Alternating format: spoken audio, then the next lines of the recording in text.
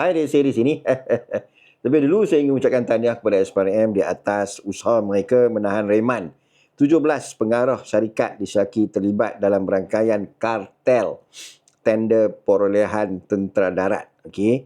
Perintah reman ini selama 5 hari sehingga 10 Januari. Di mana daripada tahanan itu selama 17 orang, 9 lelaki dan 8 wanita berusia dalam lingkungan 20 sehingga 60 tahun. Wow. Kita sedia maklum isu rasuah ini dibongkarkan oleh Cikgu Bat hingga menyebabkan seorang pegawai kanan tentera masuk ICU. Dan akhirnya seorang pegawai kanan yang baru dilantik menjadi Panglima Tentera Darat. Saya tak tahulah pegawai yang duduk dalam ICU itu dia masih tidak sedarkan diri ataupun apa yang berlaku pada dia, kita pun tak tahulah.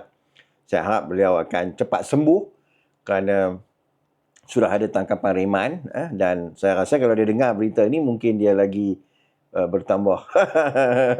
Tak tahulah tuan-tuan. Okey, apapun isu kartel ini menjadi isu yang besar sekarang ini yang melibatkan semua panglima-panglima. Malah Mindef sendiri mengatakan yang mereka tidak akan berkompromi. Alhamdulillah, terbaik. Namun begitu, lepas saja rasuah, tiba-tiba ada pula mengenai isu Ye, gadis Ye. Iaitu gadis yang dibawa masuk ke camp untuk bersosial, bukan bermedia sosial, bersosial sehingga terjalinlah hubungan-hubungan yang boleh menjurus ke arah mendapatkan kontrak. Mungkin juga gadis Ye ini adalah salah seorang daripada kartel kartel perolehan kontrak tentera, di mana 17 pengarah syarikat ini 8-nya daripada wanita. Adakah mereka ini daripada gadis Ye? Saya tidak menuduh. Saya hanya melihat dari segi hipotesis, dari segi keberangkalian, dari segi hubungan. Okeylah, saya seorang ahli akademik dulu, seorang pensyarah kanan. Jadi saya melihat dari konteks, kita ni sebagai researcher, okay? Kita melihat gadis Ye ni, mereka mempunyai Ye ni mempunyai hubungan yang rapat, okay? Sekiranya hubungan itu berlangsung di atas, di atas ranjang, kita tak tahu kan tuan-tuan, dah ada sifat sayang menyayang.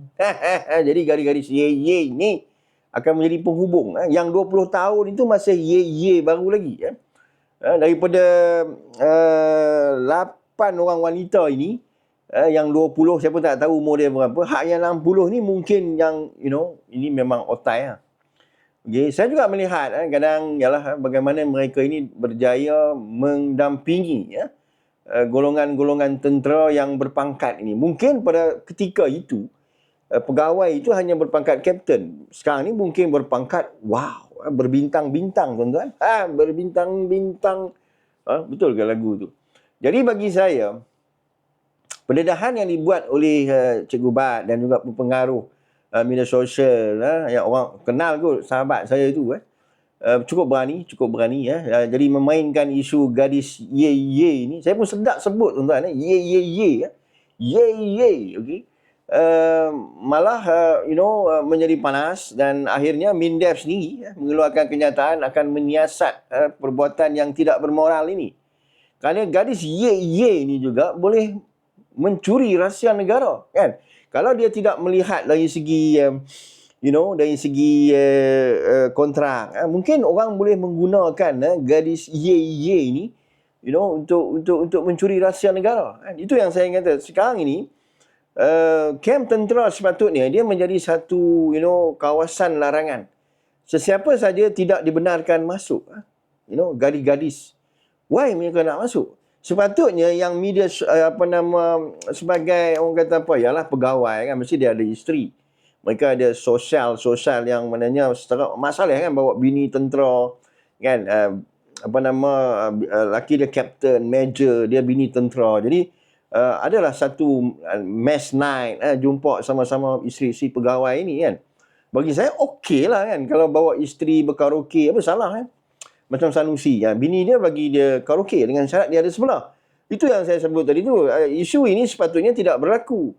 Sekiranya pegawai-pegawai atasan itu, mereka membawa isteri mereka bersama-sama berkaraoke. Karaoke bagi saya tidak salah. Tidak salah tuan-tuan. Kita ada karaoke keluarga, kan? Family karaoke. It's nothing wrong. So bawa isteri anda berkaraoke lah. Kan? Isu dia sekarang itu begitu. Tapi dalam gadis ye ni tuan-tuan, mereka ini sebelum ini mereka berseronok di atas ranjang apa sajalah kan. Tapi selepas itu kemanisan itu mereka dapat boleh juga pegawai ni kata okey aku juga boleh guna juga gadis ye ni 2 in 1 kan, 2 in 1 bagi saya. Sopan Nescafe. Ini Nescafe 2 in 1. Jadi akhirnya gadis ye ni menjadi usahawan, menjadi kontraktor yang hebat. Kita pun tak tahu kan, tuan-tuan, bukan senang tuan-tuan. Gadis-gadis ini bagaimana, kita pun heran tuan-tuan, how this fella can be a contractor. Kalau kita check balik apa kelulusan dia, apa pengalaman dia, we don't know. Tapi itulah apa yang saya melihat, pendedahan daripada SPRM ini apabila membawa tangkapan dan menunjukkan 7 lelaki 8 wanita, sikit sebanyak hubung kait itu ada. Possibility-nya, hypothesisnya, adakah gadis ye ini satu hari menjadi kontraktor ATM? Ini satu hipotesis, okey. Adakah satu hari gadis ye ini daripada hubungan ranjang ataupun hubungan apa saja, okey, mereka akan menjadi usahawan yang berjaya? Adakah gadis ye ini dulu sekadar memberi keseronokan, sekarang ini menjadi hartawan, jutawan? Ini yang saya katalah kan, saya tidak menyuduh sesiapa. Ambil ayat saya, I have nothing to do, tak tuduh siapa, saya pun tak kenal siapa dia. Kerana muka mereka ini ditutup, kan, dikaburkan dan tak ada nama pun. Hanya SPRM dalam bernama TV mengatakan mereka adalah ditahan reman. Okey. Jadi